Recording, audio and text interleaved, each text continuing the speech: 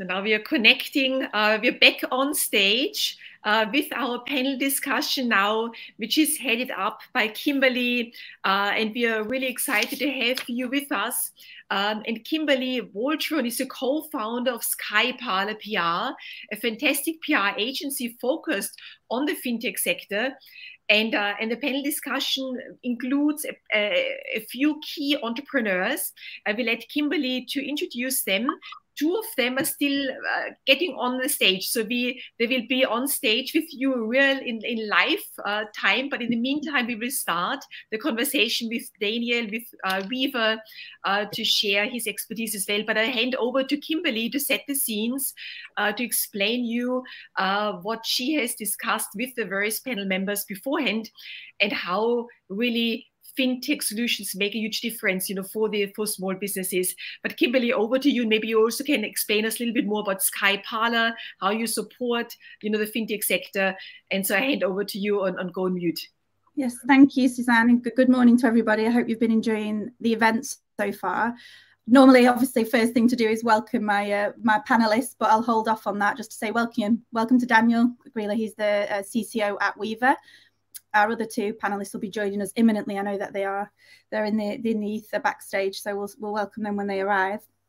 I think first things first, when it comes to this panel, we know that fintech has been serving the SME market for a relatively a long time, or since the end of the last financial crash, when we saw innovation emerging around payments with the likes of Klarna and Stripe, around accounting with the likes of QuickBooks and Xero, working on sort of tailor-made and more automated products for SMEs, and then an influx of new options when it comes to credit and lending facilities for SMEs. But what the group we have assembled today is really here to talk about is what's happening today in fintech that's relevant for SMEs, not 12 years ago, not 10 years from now, but what's happening in 2022 that businesses and SMEs in the UK, from individuals,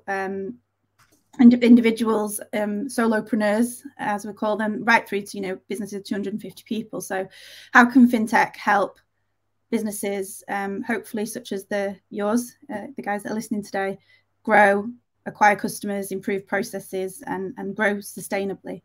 So, I have Daniel. I'm sure as you go through, we'll learn more about what you do and more about what Weaver does and what Weaver has to offer.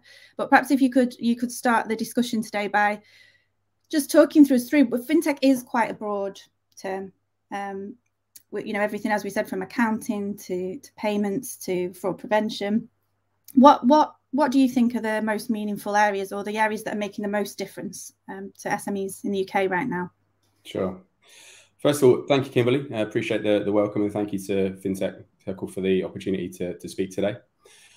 It's 2 years now since Angela Strange of Andreessen Horowitz said that every company is going to be a fintech company.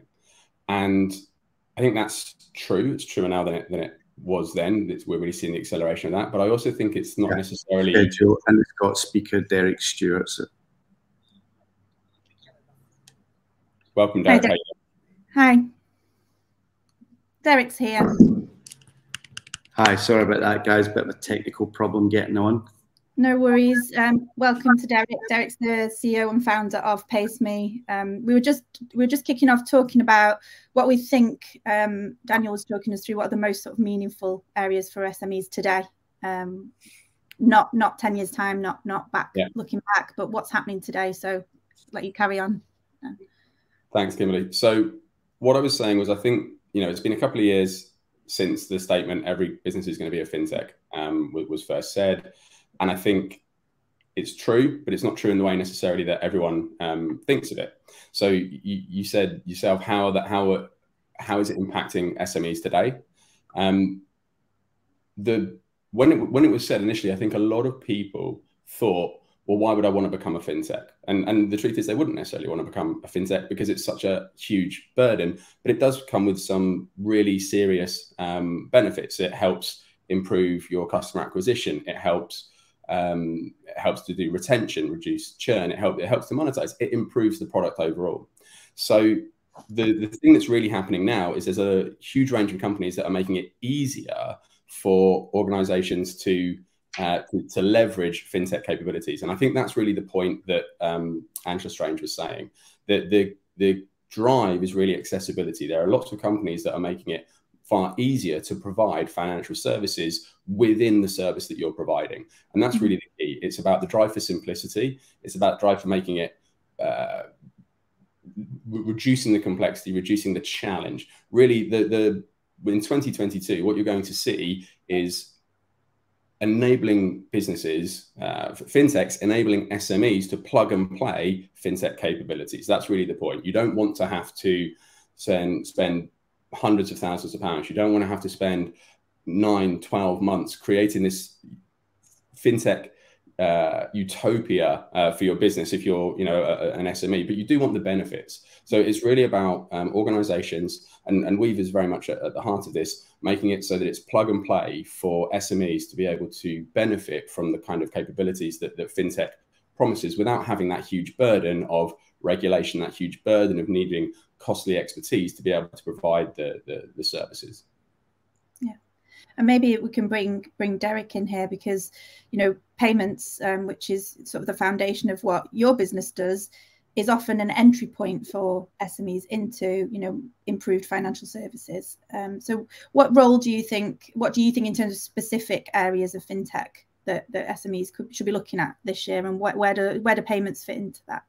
Yeah, so I'd start by saying one of the challenges is not only is fintech a broad term, SME is a broad term. So you're trying to take two very broad industries and sort of generalize on how they come together. And actually the future is much more about hyper-personalization and adding value for specific companies, specific industries. And we can't all be an expert in all things. So I would say, you touched upon payments. I still think the big thing for a lot of SMEs is just the day-to-day operational tools that they need to run the business. So card payments, digital banking, e-commerce, accounting, and then other services that they need that are vital, and from a regulatory perspective, that might be things like insurance or even small business loans. Now, a few years ago, McKinsey did a study where they analysed a load of SMEs, and they found that the SMEs were spending 74% of the time on non-core activities like websites, banking, technology.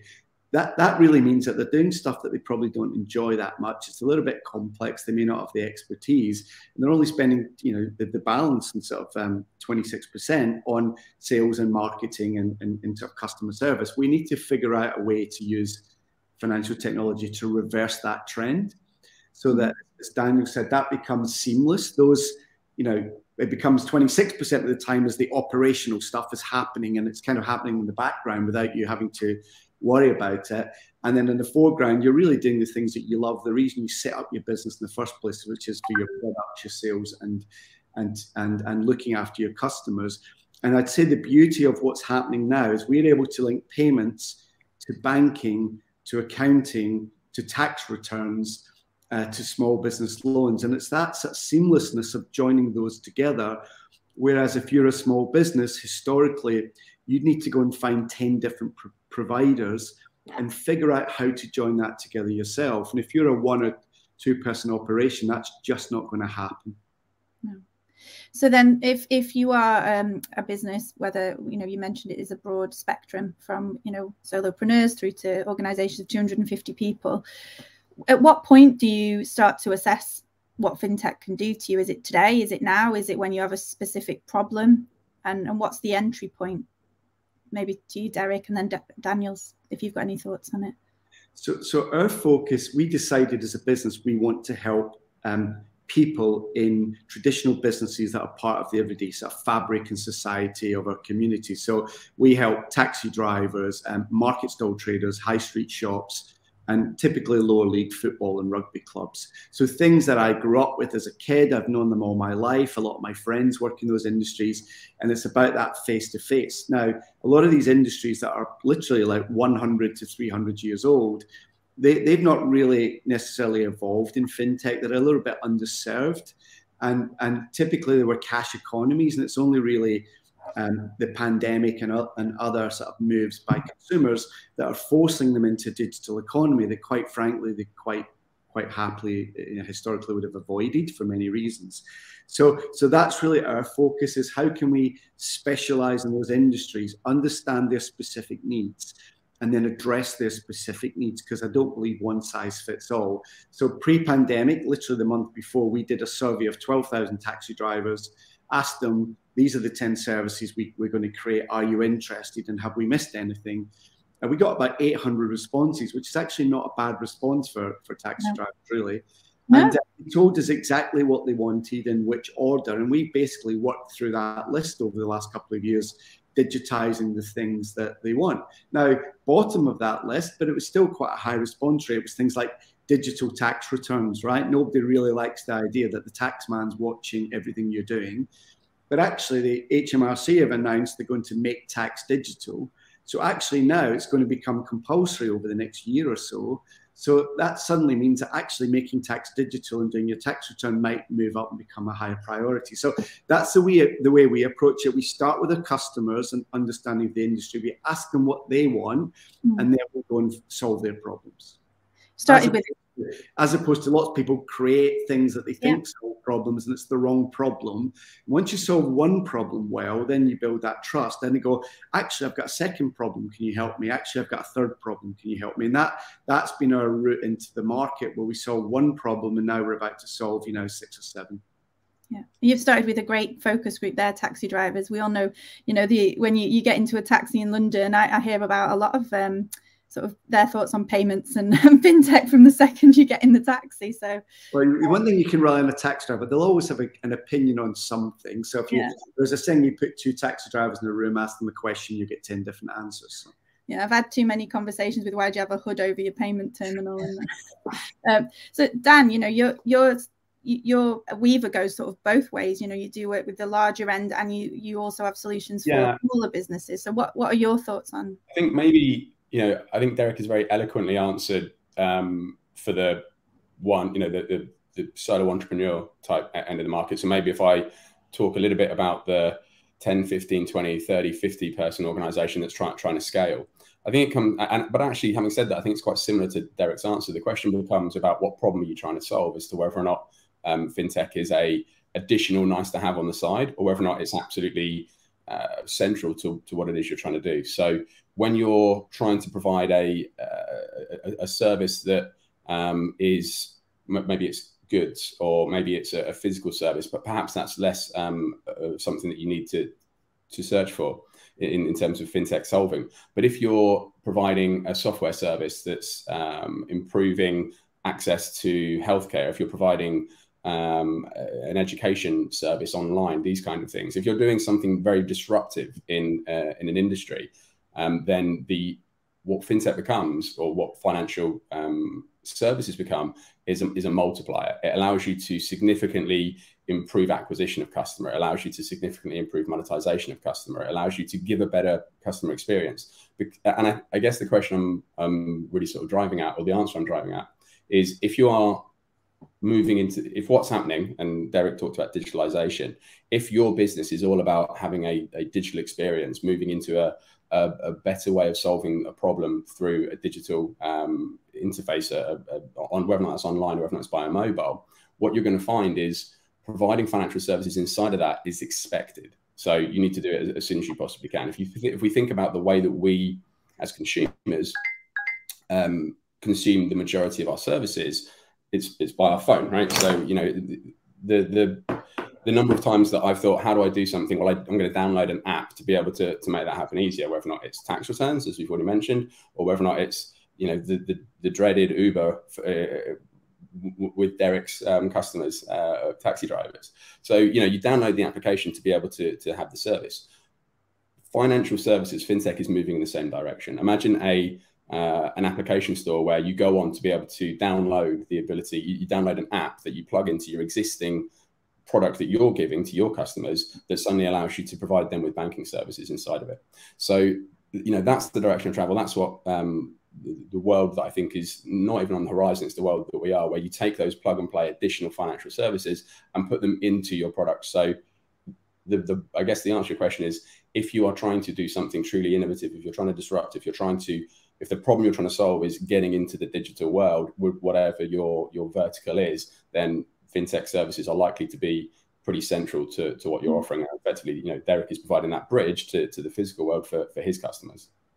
And of course, I suppose there is that end where a lot of the sort of digital innovative or digitally native businesses you're talking about, Dan, they are actually driving the need for some of this fintech. It's not all one way. Fintech isn't something that's sort of been hoisted on businesses. They're driving a lot of that. So I think I'm an SME. I own a business of just short of 30 people, and I know fintech. I've been in it for 15 years, but it's still, for me, it's where do you go? It's something that you as a business you'll do for sure. You'll already use elements of fintech, but there's so much talk about integration, consolidation, plug and play. What does that relationship need to look like between an SME and its fintech provider or providers? And what's the entry point? Where do you go for that? And again, I'd like to ask you both the same question, because it's slightly different viewpoints. So maybe Dan, if you could carry on as you were on a flow there. What does that relationship look like with the fintech, and where do you go? Do you need one? Do you need to have that relationship? I think it comes down to the problems that you're solving and the core competencies of your business, right? And I go back to the point about unless you are trying to be a fintech yourself, what you're looking for in your partners is support for the areas that you're not an expert in, right? You don't know anti-money laundering regulations. You're not an expert in fraud prevention. You're not up to speed with all of the latest card scheme requirements and banking regulations. So you look to your partner to support you through that. You look to your partner to provide the compliance. You look to your partner to take away the problems, the complexities that you just described, Kimberley. The need to work. You look to your partner to reduce the need to work with half a dozen other partners. You want everything all in one place so that you can focus on what you're doing, so that you can focus on building a great product or providing a great service to your customers. Unless you are trying to be a fintech, when you want to add those fintech capabilities, you want your partner to help with so much of that so that you can create a great service that's solving the problem in your industry. That would be my advice. Look for someone that will support you and help you with the pieces that aren't necessarily core and a part of your DNA as an organization, what you're great at. Yeah. And Derek, I mean, events like this is one way of opening up communication, making awareness and links. What's your thoughts on how you actually interact with someone that's going to provide you with financial technology? Yeah, so I think we sometimes have to be careful. The fintech industry lives in its little fintech world, fintech bubble. And I'm based at Rise London, where there's 50 fintechs, and you can have a different conversation with a different fintech every time you go and get a cup of coffee. But actually, the SMEs are often living more in the real world and dealing with practical problems that are required. So they don't really know where to look, what it means. And therefore, that's where the role that we play is we're using a sort of a super app concept where we're saying, okay, what are the 10 services you need? We're packaging them together so that customer, whether it be a market stall trader, or I'll give you an example, we're working with Stevenage Football Club in a second, but we're doing the packaging for them so that they don't need to worry about it. Because again, if you're a one-person business, or even if you're dealing with a local authority or a football club, quite often they've not got a lot of resources and time, so they need that packaging. So firstly, we began in payments, which means working with the likes of Visa, MasterCard, Barclaycard, CyberSource, and sort of joining the value chain of payments together. So when someone goes in your shop and taps with a card and you think that's great and that's it, what they don't realize is about 6 different pieces joined together behind the scenes, and they actually don't really care. We started looking at digital banking about 7 years ago as part of the glue of how we're joining everything together, but it wasn't really possible 7 years ago. And having met with all the providers, we ended up collaborating with Rails Bank. For accounting and tax returns, we've collaborated with another company that was based at Rise called Untied. And then we've collaborated with a KYC company called Northrow that was based here as well. So in a way, we're just joining all that together behind the scenes, but we're presenting it beautifully and simply in a different app for each industry. So for example, we have an app called Cab App. That's just for taxi drivers. What a market trader wants, or a football club, is a little bit different. The payments might be the same, but in the case of someone like Stevenage Football Club, up until this season, they were 100% cash only. You couldn't buy a drink or a burger without cash. So you had to go at the cash point before the game. Already that, since we put terminals in and we built an app for them, that's gone to 88% cards and 12% cash. So it's pretty much, and will probably end up being almost 100% cards. Now, once you've solved that problem, then there's things like, okay, what about our ticketing? What about merchandise? And all of a sudden that relationship leads into it. So I just love the fact that what we do is hyper-personalized. I can understand that entire industry and I can truly solve the problems. But we then need to partner with people like Weaver or Railsbank or other partners. So the collaboration is happening at our level, whereas sometimes our end customer doesn't even know what's going on and they don't really care. Yeah, I think that's important, isn't it? That you're right, Derek. We do talk a lot in the fintech world, and it can be a bit of an echo chamber. But focusing on that, what customers really need, what they want, and they don't want to know all the innovation, all of the collaboration that's happening. They just want something that's going to work and going to improve their business. I mean, coming to you, Dan, do you have any examples where embedded finance is something that has been tipped to be an important trend to follow or important development to follow? It's been around in some form, with the likes of PayPal, for example. Some would argue that's a type of embedded finance or early stages of it. What does that mean, and what can you give us some examples of where that's benefited a particular business, or where you can see a business flourish by going down that route? So again, let's just start off by kind of making the distinction between an SME that's a one-man band and the larger ones. People that are hyper growth, to use that fintech bubble type term. And the reason I'm in that, the reason I say that at the beginning is because it's two very different approaches. And I think Derek's actually better placed to answer the first one. Has actually already done a good job of doing that. If you look at organizations that have come to own a sector very, very quickly, they all started as very, very small businesses. And Uber was something we've already mentioned. Airbnb would be another great example. We're all very familiar with things like Deliveroo and Just Eat. These are overnight successes, but they took an awful long time, and they took a huge amount of capital investment. But they all have embedded finance at the heart of what they do, and it's because it creates a better experience for their customers. It allows them to scale faster, and it allows them to go from a 10, 15, 50, 100 person organization to huge companies in a relatively short space of time, 3, 5, 7 years. What Weaver's done in 2021 alone, we working with over 50 startups, what we would call startups with pedigree, companies that really have that similar sort of desire to own and to change an industry that they're working in. Now today they might have 1, 2, 3, 4, 5 people, and quite often they have these huge aspirations to do something really quite dramatic, but they're capital constrained. What I mean by that is that all the companies that I mentioned earlier, while they were hugely successful, they raised tens if not hundreds of millions of pounds in order to create the services that they did, and it took them a year, 2 years to embed finance in the products that they were providing.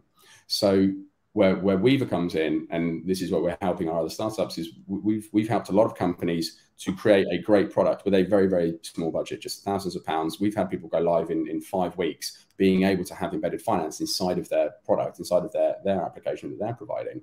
And that allows them to then go and start actually acquiring customers, allows them to go and prove that there's a product market fit, gain some traction, and then raise money. And that wouldn't have been possible previously. If they'd had to spend 30, 50, 100, 200,000 pounds on creating the sort of products that they wanted to, they simply wouldn't have been able to get off the ground. So, we've got, like I said, in excess of 50 companies that we contracted with last year.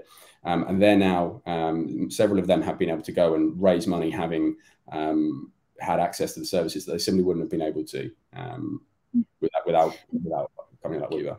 So can I give an example of something? Because I think it's very important, again, for a lot of small businesses so where we're seeing huge innovation and change in, say, fintech, and we're getting vast amounts of capital looking for a home, and London's kind of becoming, certainly the UK, a place for fintech investment. We've got to be very careful that flood of money that's coming in, that's meant to be disruptive and change, is actually constructively disrupting industries, i.e. benefiting those industries and benefiting the small players in those industries. And I'll give an example, because Uber is kind of often used as a sort of poster child for, they took on the old taxis and made the industry better.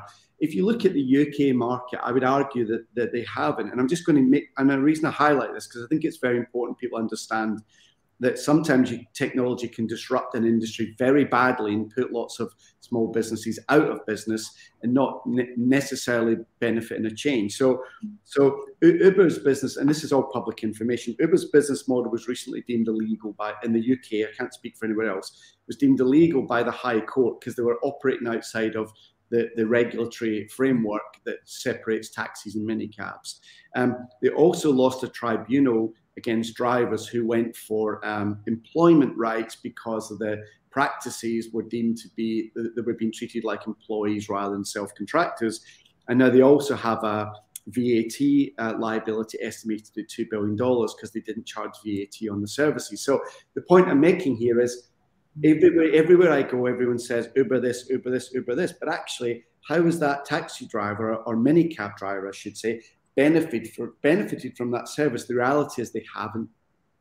And how have those local minicab firms dotted all around the country benefited from that innovation? The reality is there hasn't. So the reason I mention this is very important that innovation in capital is sympathetic to history, traditions and cultures of many industries that are going through change, but you can't change them overnight because they've been that way for a long time. So I just want to flag that because I think it's really important. So I really appreciate you making that point as well, and it's an important one for this forum as well. You know, a lot of the top tech companies, the 0.01% of businesses get the praise and the coverage, whereas SMEs make up, is it 99%? I'm not quoting specifically, but you know, it's the largest proportion of employment and commerce in our country, really. So it's really worthwhile point. I know that we're probably not even scratching the surface, but we are running out of time a little bit. We were supposed to talk to Jimmy, unfortunately, from CM wasn't able to make it, about the implications of sort of opening up to fully heart and soul over to all the fintech that's available to improve your business, and what that would mean for things around data, know your customer, fraud prevention. Have you guys got any thoughts on that with Jimmy's absence in terms of what should you be thinking about if you've got fears around potentially making your business more digital through fintech? Dan, have you got any thoughts on how we either deal with that? Do you partner? So I think partner is the key. That is exactly how you solve this problem. There are lots of experts out there in their own field, and I think another advantage of the digitalization that we're seeing over the last several years is kind of the rise of the API economy, the fact that there are lots of services available in the digital world by pulling all of those together.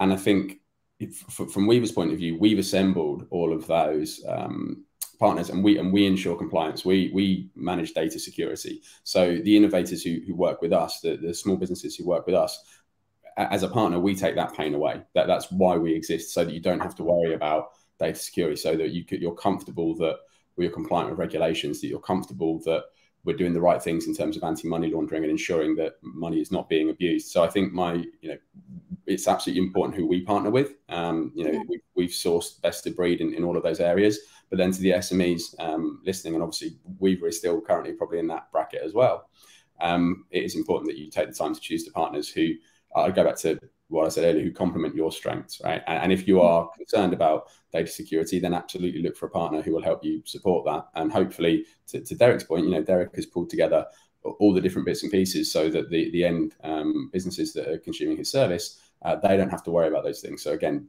Derek is providing that role of partner who's managing those problems. Yeah, because I mean, there's been such increased general coverage in general consumer media, business media about security, digital security, cybersecurity. How do you tackle that, Derek? It can be a barrier. I mean, I think it's breaking down now. I think people are understanding more, and regulation is helping. I know that people don't all agree regulation always helps, but in this instance, it surely does. So what are your thoughts on? Yes, I think first of all, very important, you have a culture of compliance. So again, I come from FCA background, many years in the hedge fund industry, a CEO of a large bank. And therefore compliance is sort of embedded in everything we do. But now it's seamless, right? Because you can literally take a picture of your passport, take a picture of your utility bill, and literally within a matter of minutes. Because we're focused in communities, we build up a knowledge and understanding of how those industries work, as opposed to if you're taking a much more broad approach to SMEs generally, and you're taking on every SME, I don't understand how those industries work. So when we have customers trying to sign up now to our new sort of digital business when we have people signing up to a digital business current account, we have random SMEs signing up, but we're only taking on customers if you're a taxi driver, market trader, a shop, or a sports club, because we understand how those industries work. We understand the transaction values. We then understand that we've got amongst the lowest chargebacks that I think Barclaycard have ever seen for taxis, because we have built up that knowledge of the industry. And we've got a compliance culture. We're able to put the two together and avoid things like security risk and fraud. You still get some attempts to a degree. I think it's really important as well that customers understand, particularly at the smaller end, why you're doing this and what the point of it is, because they may feel like you're sort of prying into their background by asking them for information. So we always have to explain to them that's to do with, anti-money laws and various other things. So that's sort of education, transparency, customer support, explanation is a big thing at the lower end of certainly the lower end of the market. So those were really my thoughts. Thank you. And I think obviously we're coming to the end of our time now. Anybody that's listening that wants to ask Daniel or Derek a question, you can do so directly through the question tool on AirMeet. There's also more information available on the Fintech Circle website about Weaver, PAYSME and Xeon as well. Jimmy, you were missed. Hopefully we'll get you on a Fintech Circle event again soon. But if maybe Daniel and Derek, both of you, if you could, where would you like to see the relationship between fintechs and SMEs by the end of 2022? I know it's not a long period, but one thing would you like to see happen in 2022? Dan, what would you like to? The acceleration of this idea of plug and play. Every company. I started this thing by saying that every company is going to become a fintech company, and I think that's true, but let's make that real in a different way. Let's make fintechs become enablers for the SMEs. Let's make it so that they get the benefits of financial services and providing those products to those customers, but they don't have to worry about the burden of compliance. They don't have to worry about huge technical overheads, but they're able to get that improved customer experience and able to provide a better product out there in the marketplace. So really, the realization of the kind of dream of plug and play and fintechs like Weaver really taking the compliance burden and the technical burden away, but allowing SMEs to really benefit from the potential benefits that financial technology provides. Great. Derek, I'm going to just pivot slightly because we've had a question come in from Olivia at Fintech Alliance. So perhaps if you could close us out with, in the last 2 years, say, since the pandemic, have we seen fintech help in some surprising ways, or where has fintech jumped in to sort of support SMEs in an important recovery, and where do we think that will continue in 2020? I'll touch upon both and I'll be brief. So I think to answer Olivia's question, I think a lot of, certainly at our end, have been forced into the contactless payments, card payments, and I think they've seen benefits of faster cash flow, probably lower costs, but also increased revenue as more and more people want to pay by card. So I think that they've been forced into, but actually I think they're realizing now actually it's been a benefit. So I think it's opened up their minds to new possibilities and opportunities. And certainly my vision 10 years ago was, imagine you had one app and you had 10 services in one place. And whereas the power used to lie with the corporates that provided the service, I'm all about the concept of a super app where you put the power in the hand of the individual small business and they press buttons on the phone and they're in control now, not the corporates. And that's happening. So within 3 or 4 months, we will probably have the UK's first super app for specific industries, where there'll be 7 or 8 services and the power will lie with that individual. So we've got 12% of the UK and Irish taxi market on our platform, 20% of the markets industry on our markets platform, give them the power and let them have more control over the direction of the business. That's what I think we're going to see in the future, where it becomes more about the small businesses and less about the big corporates. Great. I like that vision. Be a better world, hopefully. So thanks to the two of you. I mean, I think I hope that anybody who's tuned in has enjoyed and learned something, or perhaps inspired some different thinking. It's clear that communication is also a key part of this. So Suzanne did say I should mention what we do very, very briefly. We're a specialist fintech PR agency, so we deal with fintechs of all sizes, from startups through to very large international corporates, and hopefully we're helping the communication between the end users and the businesses providing fintech. But thanks everyone for listening. Thank you, Derek. Thanks, Dan, and that's us finished. It's wonderful. Thank you so much, Kimberley, for hosting this great panel, and Dani and Derek, for sharing your insights and your expertise, with our audience. It was lovely to have you all. So thank you so much. And now I would like to invite you all to join our round tables and our booths. So just explain you how this is going to work. So when we end this official stage session now, you will find on the top of your screen the option of either going to the lounge, and the lounge will have host tables. And on those tables, you can literally click on a chair, sit down, and then you can turn on the video and you're in a live chat with the other members at this conference today. And there's one table hosted by FSB. So if you want to join the FSB team, please join the FSB table. We've got one table, Fintech Circle table. We've got one table for speakers, for funding. So you can join, any discussion you find most interested in. And then you also can invite you to visit the booths. So that's again on the top of your screen. You will find the link to booths where you see an exhibition booth of Word2FX. Word2FX is a great company if you want to send money abroad and cut your costs in doing international payments. So you can speak to the team there to see what they offer. Equally, we've got Connex Hub having an exhibition booth. So you can also meet Mark and his team there to learn more about how Connex Hub can support you, and many other partners as well. So please go ahead now, try it out, network on this platform. And we're looking forward. I will also join the networking session. So I hope I see you there in a few seconds. So thank you very much for joining us today. And now the official networking starts. Take care and speak very soon.